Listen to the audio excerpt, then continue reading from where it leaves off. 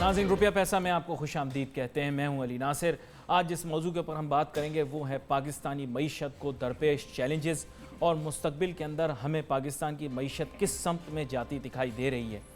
इत्तेफाक की बात यह है कि बाहर के ममालिक जाने का जब मौका मिलता है तो बड़ी हैरानगी होती है कि इनमें से चंद ममालिक ऐसे थे कि जब पाकिस्तान एक तरक्की याफ्ता मुल्क तस्वुर किया जाता था इस खित्ते में, हमारे खित्ते में, वैसे तो हम तरक्की पजीर मुल्क हैं लेकिन तरक्की याफ्ता तस्वुर किए जाते हैं अपने खित्ते में, तब ये जो ममालिक हमारे आस पड़ोस में या मशरिक़ वस्ता में थे ये पसमानदगी के आलम में थे या यहाँ पर तरक्की ना होने के बराबर थे। आज जब वहाँ जाकर देखते हैं तो बड़ा अजीब सा लगता है, दिल को दुख पहुँचता है।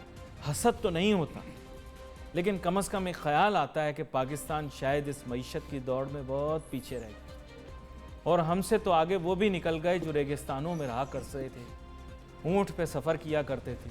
आज उन्होंने हम अपने शहरों में बुलंदो बाला इमारतें तामीर कर लीं, बेहतरीन सड़कें तामीर कर लीं, हाईवे बना लिए, लेकिन एक हम हैं। खैर, बात आगे लेकर चलते हैं। मेरे ख़्याल से नाउमीदी जो है वो नहीं करनी चाहिए, हमें अभी भी पूरी उम्मीद रहना चाहिए। आगे चल के हो सकता है पाकिस्तान की मईशत के अंदर बेहतरी आ जाए, लेकिन दुख ज़रूर होता है कि ये ममालिक जो हमारे साथ आज़ाद हुए थे, ये ममालिक जो कि हमसे कहीं पीछे थे तरक्की में, इंडस्ट्रियलाइजेशन में, इकोनॉमिक डेवलपमेंट के अंदर, ये कैसे चंद सालों में हमसे इतने आगे निकल गए। इस बारे में इंट्रोस्पेक्शन करने की ज़रूरत है। लेकिन यहाँ पर अब आते हैं पाकिस्तान की मईशत की जानिब जो बहुत सख्त दबाव का शिकार है, क्योंकि यूएस डॉलर ने पाकिस्तानी रुपए की इतनी पिटाई लगाई है कि अब पाक रुपये जो है बहुत ज़्यादा कमज़ोर हो गया है। मैं ये कह सकता हूँ कि खैर जो एक जनरल तस्वुर था, एक टारगेट जहन में रखा गया था 125 रुपये वाला, मेरे ख्याल से वो लगभग जो है उसको अचीव कर लेगा डॉलर और रुपया जो है वो पीछे चला जाएगा। इससे हमारी मईशत को कितने नुकसानात जो हैं वो झेलने पड़ेंगे और कितनी तकलीफ़ें बर्दाश्त करनी पड़ेंगी, ये तो हमें अब आगे चल के देखना पड़ेगा। मेरे साथ बहुत ही अहम मेहमान शामिल गुफ्तगू हैं, जनाब डॉक्टर हसन सिद्दीकी साहब। आपको वेलकम करता हूँ सर शो में। Thank you. Doctor Shahid Hasan Siddiqui साहब, बराह रास्त इसी सवाल की जानिब आपके पास आता हूँ कि डॉलर ने अब रुपये को इतना ज़्यादा, मैं अब किसको ब्लेम डालूँ मुझे समझ में नहीं आ रहा। मैं क्या कि वेस्टर्न मईशत को बोलूँ कि जनाब वो ज़िम्मेदार है, या हमारी पुअर मैनेजमेंट, हमारे ट्रेड डेफिसिट को ज़िम्मेदारी ठहराऊँ, हमारे करंट अकाउंट डेफिसिट बढ़ जाने की वजह से सीपेक का चर्चा करने वालों के गिरेबान पर हाथ तो नहीं डाल सकता, माजरत, लेकिन ये कम अज़ कम सवाल ज़रूर कर सकता हूँ कि इतना शोर शराबा किया पिछली सिविलियन हुकूमत ने कि जनाब सीपेक को आगे लेकर जाएंगे, उसके तो हमारे ऊपर इतने नेगेटिव असरात हो गए, करंट अकाउंट डेफिसिट और ट्रेड डेफिसिट हमसे बर्दाश्त नहीं है, आगे जाके हम करेंगे क्या? जी देखिए, ऐसा है कि दिसंबर से अब तक डॉलर के मुकाबले में रुपए की कदर में 16% कमी हुई है। ये बड़ी ज़बरदस्त है। इसके तबाकुन असरात पाकिस्तान की मईशत पर होंगे, लेकिन सबसे ज़्यादा जो है आम आदमी मुतासर होगा, क्योंकि आप देखते हैं कि हम कोई इंपोर्ट कर रहे हैं इस वक्त 60 बिलियन डॉलर्स की, वो महंगी हो जाएंगी। न पेट्रोल महंगा होगा, जो है ट्रांसपोर्ट का किराया महंगा होगा, दालें सब्जियां महंगी होंगी, तो बिजली के नर्ख बढ़ेंगे, गैस के नर्ख बढ़ेंगे, जो कर्ज़े आप अदा करते हैं बैरूनी, उसकी मालियत बढ़ जाएगी, जो बैरूनी कर्ज़े हैं उनकी मुल्की करेंसी में बढ़ जाएगी, लेकिन कुछ फ़ायदे भी होंगे। सबसे बड़ा फ़ायदा ये होगा कि जो जिन्होंने कौमी दौलत लूटी थी वो टैक्स एमनेस्टी स्कीम के तहत जो पैसा अब लाएंगे 30 जून तक, तो हमने तेज़ी से गिराया है ताकि उनको $1 पर 100 जो है वो 5-6 अरब रुपये 5-6 रुपये ज़्यादा मिल जाएँ। ये जो आपने बड़े शाइस्ता अंदाज में बहुत बड़ा इल्ज़ाम लगा दिया है, क्योंकि आप बड़ी शाइस्ता ज़ुबान के अंदर बड़े गार्डेड तरीके से बहुत बड़ी बात बोल जाते हैं, तो सर ऑन रिकॉर्ड आप ये कह रहे हैं कि बुनियादी तौर पे उन लोगों को फ़ायदा पहुंचाया जा रहा है जो एमनेस्टी के ज़रिए मुस्तकबिल में शायद अपने डॉलर वापस लेकर आए, उनको वरना 1 जुलाई को कर देते ना। मैं तो देखिए सबूत दे रहा हूँ, अगर यही काम आप 1 जुलाई को करते, 1 जुलाई को 30 जून को टैक्स एमनेस्टी स्कीम ख़त्म हो रही है, तो 30 जून तक आप उनको पुराने नर्ख पे लेने देते, उसके बाद 1 जुलाई को गिरा के IMF की शर्त भी पूरी कर देते कि जी हमें आपके पास उनकी खिदमत में हाजिर होना है अगली हुकूमत को कि जनाब हमें कर्जा दें, हमारी मईशत तबाह हो गई हमारी हरकतों की वजह से, या अमरीकी एजेंडा के मुताबिक या ताकतवर तबकों को नवाजने की वजह से। तो पहला तो इन्होंने फ़ायदा उठा दिया, उन लोगों को अट्रैक्शन दिया کہ بھائی جو آپ دولت لوٹ کے لے گئے تھے اس پر آپ 2% دے کے باہر سے لے آئیں، صرف 2%، اور ہم آپ کو ریٹ بھی گرا دیتے ہیں اور اس پیسے کو آپ 3% پہ لگا دیں 5 سال کے لیے، حالانکہ باہر جو پیسہ رکھا تھا وہ 0.3% پہ تھا۔ اب بانڈس میں ہم تو ان کو بانڈ میں فائدہ دیں گے اور جو روپے میں کنورٹ کرائیں گے ان کو یہ فائدہ دے دیا۔ نہیں لیکن ایکسکیوز می، جو اصل پرپس ہے وہ تو سمجھ لیں، ڈالر آئے گا کہ نہیں آئے گا یہ بات؟ دیکھیے ڈالر جو ہے وہ کیا، میں ایک گزارش آپ سے کرنا چاہ رہا ہوں کہ 2-3 باتیں کر لیں، اس کے بعد وہ اگر وہ تالیاں بجانا چاہتے ہیں، ہار پہننا چاہتے ہیں، ضرور پہن لیں۔ ہاں بتائیں۔ میں تو آپ کو یہ بتانا چاہ رہا ہوں کہ ایک سال میں ہم نے 14 ارب ڈالر کے بیرونی قرضے بڑھا دیے، یہ آفیشیل فیگرز ہیں، 14 ارب ڈالر۔ ایک سال میں 6 ارب ڈالر کے ہمارے اسٹیٹ بینک کے ریزروز گر گئے، تو 20 ارب ڈالر کا جھٹکا لگ گیا۔ ابھی آپ کو پتا ہے کہ سپریم کورٹ میں کمیٹی نے بتایا ہے کہ جناب 2017 میں ایک سال میں 15 ارب ڈالر کا ہمارا ٹرانسفر آف کیپٹل ہوا بینکوں کے ذریعے، اور نچکاری کریں، انہوں نے باہر سے مارکیٹ سے ڈالر خریدے، وہاں جمع کرائے اور 15 ارب ڈالر ایک سال میں بیچ دیے۔ تو 20 ارب تو وہ تھے، 15 ارب یہ چلے گئے 35 ارب ڈالر۔ ہنڈی حوالہ کا اس کے علاوہ ہے کوئی 10 ارب ڈالر، وہ 35 ارب ڈالر ہو گئے۔ تو 35 ارب ڈالر تو یہ آپ نے مختصر مدت میں کیے ہیں، اگر آپ 2-3 ارب ڈالر لے آتے ہیں تو ہوگا کیا؟ ارے بھائی آپ خدا کے لیے سمجھیں کہ آپ کا جو تجارتی خسارہ ہے وہ 3 ارب ڈالر مہینے کا ہے، تو آپ کرنا کیا چاہ رہے ہیں؟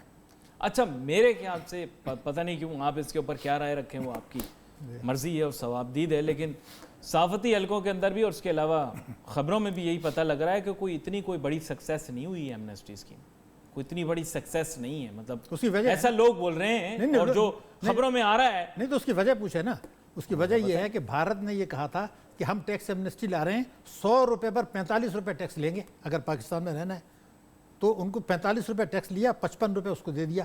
ہم نے کہا کہ جب پیسہ لائیں ہم 2 روپے آپ سے ٹیکس لیں گے اور 98 آپ کو دے دیں گے، پھر بھی لوگ نہیں لا رہے، کیونکہ ان کو یقین ہے کہ ان کا کوئی کچھ نہیں بگاڑ سکتا، آئندہ بھی ہوتا رہے گا۔ دنیا میں آپ نے ابھی باہر کی باتیں کر رہے تھے، میں ایک بات کہتا ہوں کہ دنیا کے کسی ملک نے آج تک 2% پر ٹیکس ایمنسٹی نہیں دی، ملائیشیا نے دیا، انڈونیشیا نے دیا، بھارت کا میں نے آپ کو 45، دنیا کے کسی ملک نے، تو آپ اتنے چہیتے لیکن کیوں ہم ہیں؟ بھی تو دنیا سے بالکل ہٹ کے ہیں بھائی۔ نہیں، منظور نظر لوگوں کو آپ نوازتے ہیں، نوازیے، پھر آپ عوام کو مت نوازیں۔ میں نے آپ کو سر فیگر پھر میں پور گورننس پہ چلا گیا تو پھر تو آپ کو حیران کر کے رکھ دوں گا۔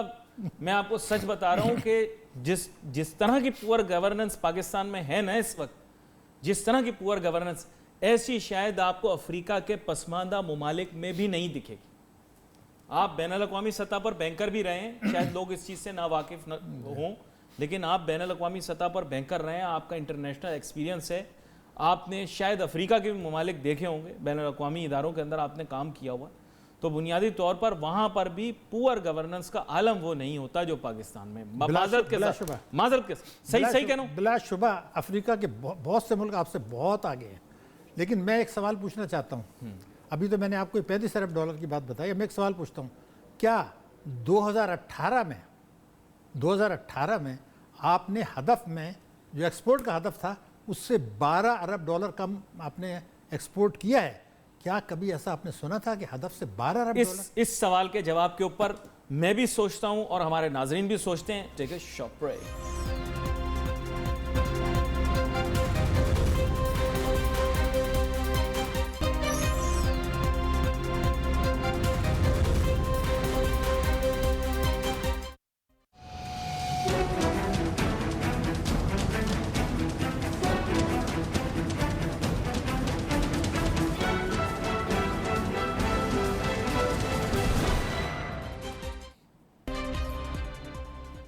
ناظرین ویلکم بیک آفٹر بریک۔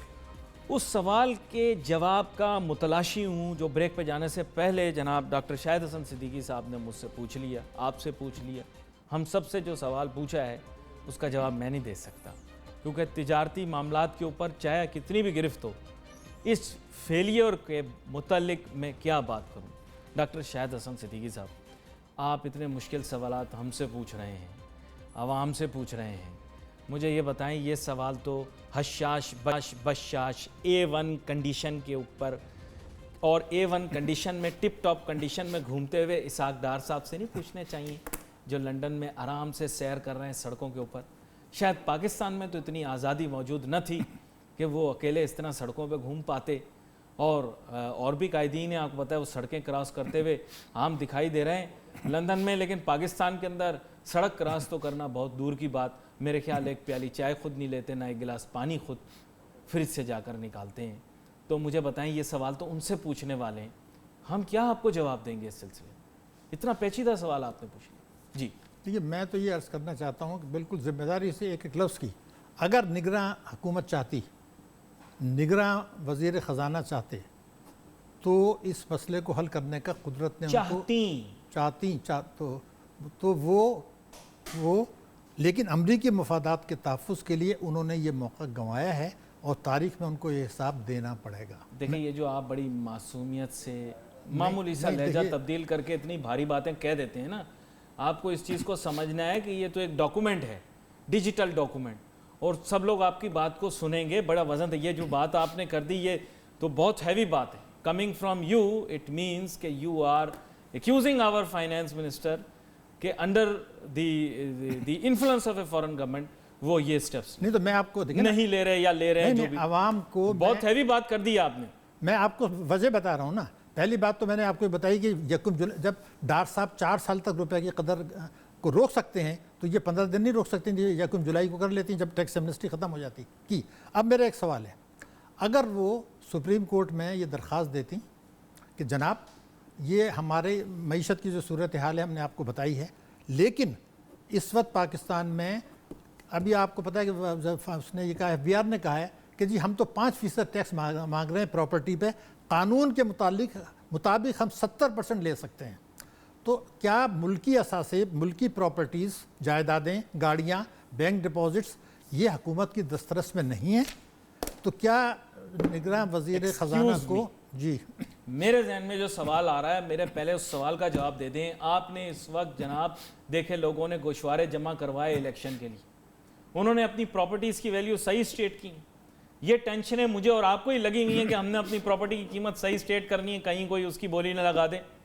میں آپ سے پوچھنا چاہتا ہوں، یہ جو اسٹیٹ کی گئی ہیں چیزیں، چند لاکھ روپوں کے اندر اتنی بڑی بڑی کروڑوں اربوں کی جائیدادیں، مجھے پتہ نہیں اخباروں کی جو خبریں ہیں اس کے متعلق ہی آپ سے بات کر سکتا ہوں، اپنے گوشواروں میں یا جو اپنے دستاویزات جمع کروائے ہیں الیکشن کمیشن کے اندر۔ سر ایک طرف ہم موکری بنا رہے ہیں، تمسخرہ اڑا رہے ہیں نظام کا، ایسی ڈیکلیریشنز لوگ دے رہے ہیں، دوسری جانب جو ہے وہ آپ کے خیال سے کوئی وقت یا اوقات ہوگی اس بات کی جو کہ مطلب یہ کوئی بھی ادارہ کہتا ہے کہ جی آپ اپنی قیمت صحیح ڈکلیئر کریں، آپ مجھے بتائیں جب لوگ جو ہے وہ اس وقت اس کو جوک ٹریٹ کر رہے ہیں۔ میں کلیئر کر دوں، ایک علیحدہ موضوع ہے، میں تو صرف یہ کہہ رہا ہوں علیحدہ موضوع، سر علیحدہ موضوع دیکھیں میری بات آپ سن لیجیے، کلیئر ہو جائے گی۔ میں ان کی بات کر رہا ہوں جن کے پاس پراپرٹیز ہیں، انہوں نے اس کو ڈکلیئر ہی نہیں کیا، اس کو یہ کہہ رہے ہیں 5% دے دیں۔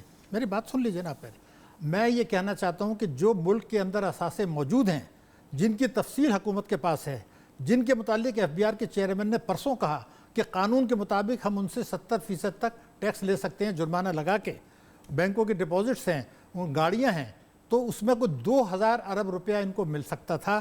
میں یہ پوچھنا چاہتا ہوں کہ یہ سپریم کورٹ میں درخواست انہوں نے کیوں نہیں دی کہ جناب یہ ہم اسیس کر لیتے ہیں، اگر یہ 2000 ارب روپیہ ہم لے لیتے ہیں تو پھر ہم بجلی کے نرخ، دیکھیں جملہ پورا کر لیں تاکہ تو پھر ہم بجلی کے نرخ کم کریں گے، پیٹرول کے نرخ کم کریں گے، تو یہ جو 12 ارب ڈالر کی ہماری ایکسپورٹ گری ہے، اس کے بجائے ہماری ایکسپورٹ بڑھ جائے گی، ہمیں IMF کے پاس جانا نہیں پڑے گا، اس لیے کہ ہماری جو 12 ارب ڈالر کی ایکسپورٹ ایک سال میں گری ہے، اس کی بنیادی وجوہات میں آپ نے بجلی کے نرخ، گیس کے نرخ، پیٹرول کے نرخ بڑھائے، صنعتوں کی پیداواری لاگت بڑھائی، تو پھر آپ کی برآمدات گر گئیں۔ آپ یہ پیسے لے کے بجلی کے نرخ، پیٹرول کے نرخ کم کرتے، برآمدات بڑھاتے، IMF کے پاس جانے کی ضرورت نہیں تھی۔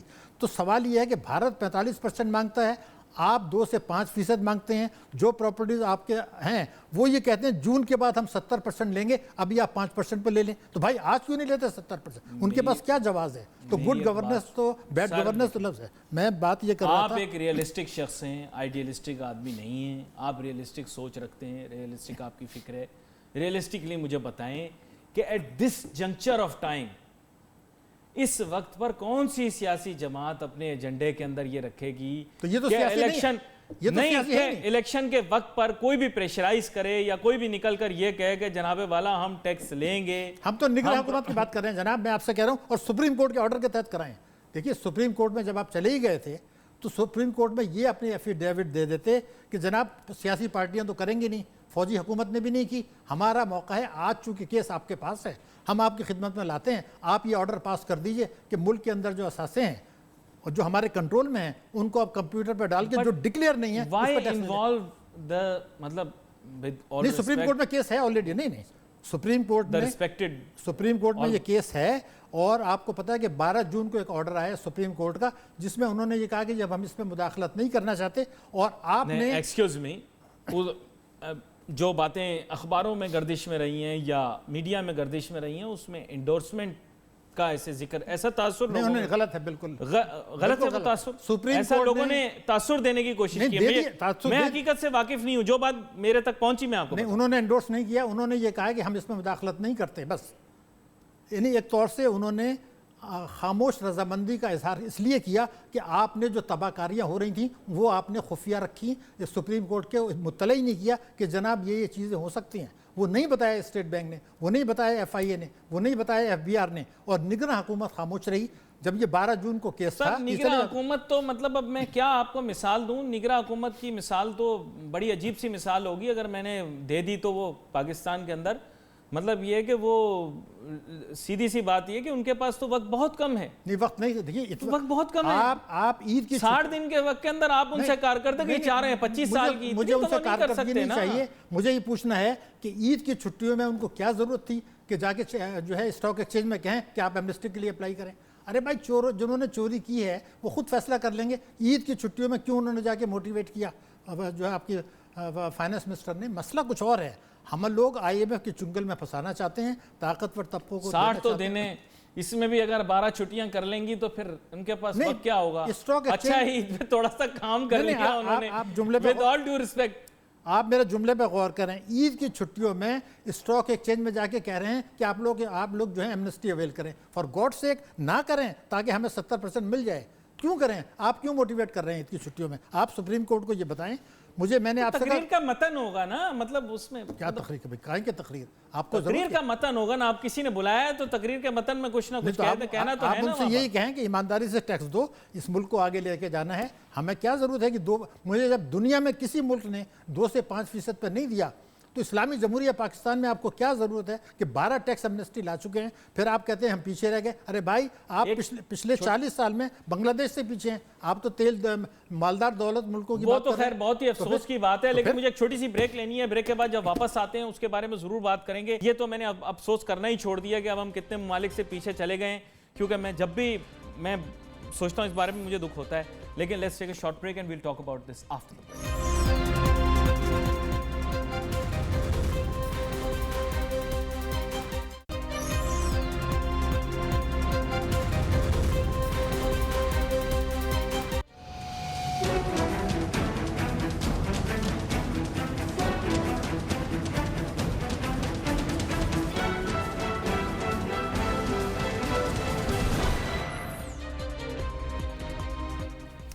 ناظرین ویلکم بیک آفٹر بریک. میں یہ بات کرنا نہیں چاہ رہا تھا لیکن ڈاکٹر شاہد حسن صدیقی صاحب نے یہ جو بنگلہ دیش کی ترقی کا موازنہ پاکستان کی ترقی کے ساتھ کر دیا، اب میں مجبور ہو گیا ہوں کہ مجھے اس متعلق بھی ان سے سوال کرنا پڑے گا. ڈاکٹر شاہد حسن صدیقی صاحب، میں چاہ نہیں رہا تھا کہ میں اس معاملے میں آؤں، بلکہ میں کوشش کر رہا تھا کہ میں ضبط کا مظاہرہ کروں، آج میں یہ بات نہ کروں. لیکن پھر بھی اب آپ موازنے کرنا چاہ رہے ہیں تو سر پھر موازنہ اب کرنا پڑے گا. وہ ممالک جہاں پر کبھی ایئرپورٹ ایئر اسٹرپ نہیں ہوا کرتی تھی، اب وہ دنیا کے سب سے بڑی ایئرپورٹس بنا رہے ہیں.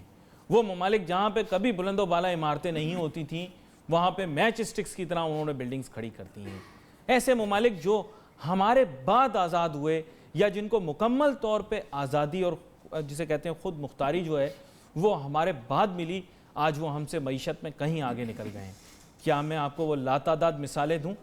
آپ لوگ تو ہمیں کہتے رہتے ہیں، پاک اسٹڈیز کی کتابوں کے اندر الٹی سیدھی باتیں کرتے ہیں، کوریا نے ہمارے پلان چرا لیے. اگر کوریا ہمارا پلان نہ چراتا تو پتہ نہیں ہم کہاں سے کہاں پہنچ جاتے. معذرت کے ساتھ اب مجھے تھوڑا سا سمجھا دیں.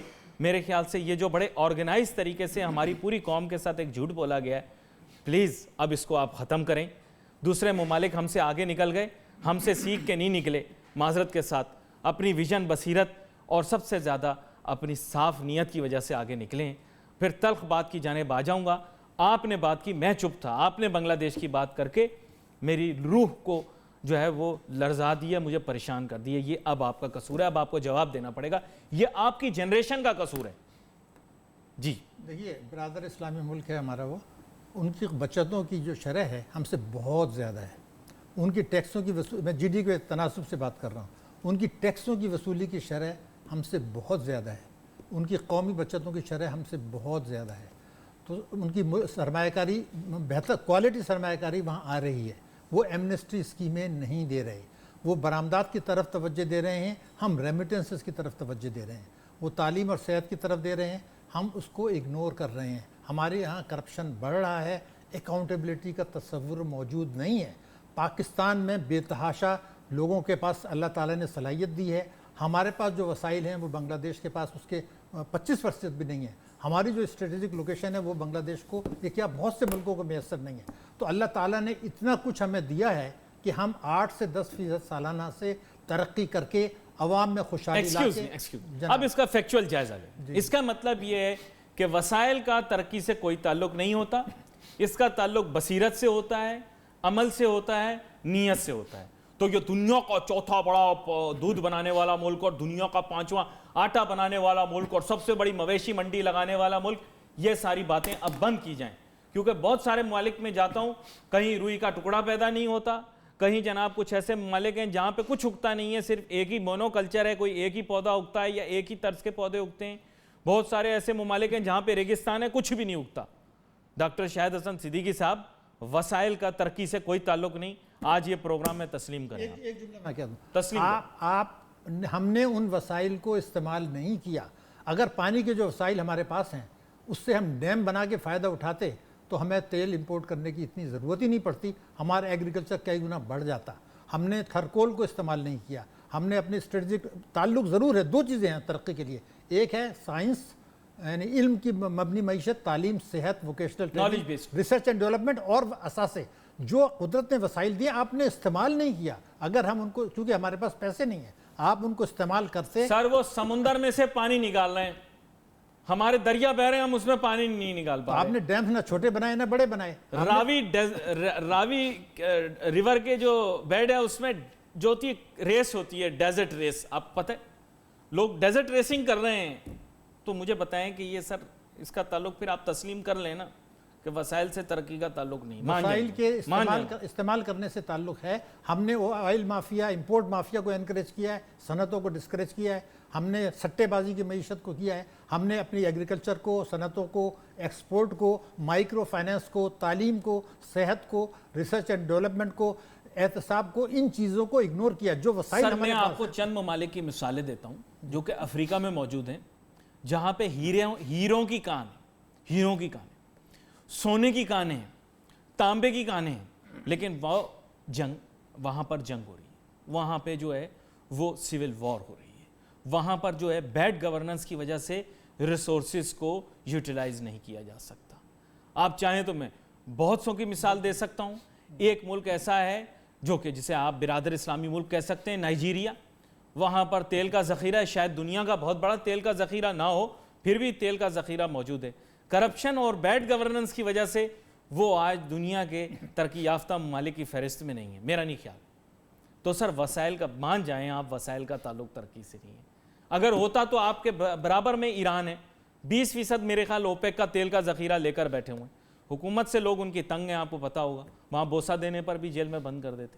اب یہ تو میں اب تفصیل میں نہیں جاؤں گا, لیکن بنیادی بات یہ ہے کہ وہاں تو وسائل کی کوئی کمی نہیں, لیکن آج بھی اپنی پور فارن پالیسی کی وجہ سے ہم تو ان کی تعریفوں کے پل باندھتے رہتے ہیں, لیکن ترقی شاید معیشت کے اندر وہ اتنے آگے نہیں. یہ تو ماننا پڑے گا, مان جائیں نا سر, کیوں نہیں مان رہے آپ؟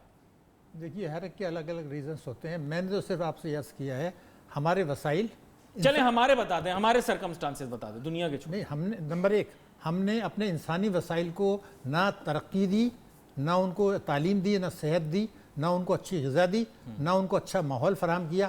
اس کی وجہ سے ہم پیچھے رہ گئے. ہم نے اپنے جو قدرتی وسائل اللہ تعالیٰ نے ہمیں دیے تھے, ہم نے ان کو بھی استعمال نہیں کیا.